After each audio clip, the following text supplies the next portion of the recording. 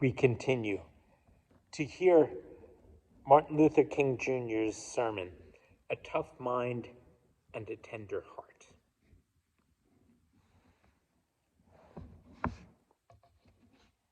Here we continue.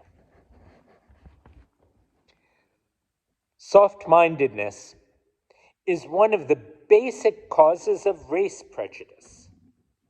The tough-minded person always examines the facts before he reaches conclusions.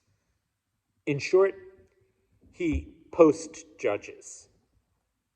The tender-minded person reaches a conclusion before he has examined the first fact. In short, he prejudges and is prejudiced. Race prejudice is based on groundless fears, suspicion, and misunderstandings. There are those who are sufficiently soft-minded to believe in the superiority of the white race and the inferiority of the Negro race, in spite of the tough-minded research of anthropologists who reveal the falsity of such a notion.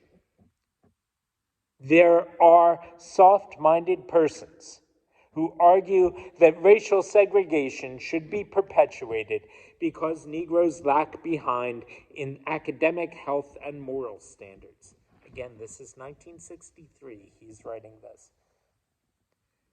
They are not tough-minded enough to realize that lagging standards are the result of segregation and discrimination.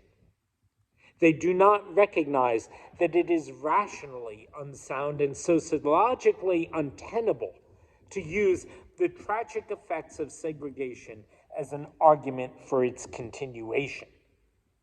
Too many politicians in the South recognize this disease of soft-mindedness which engulfs their constituency.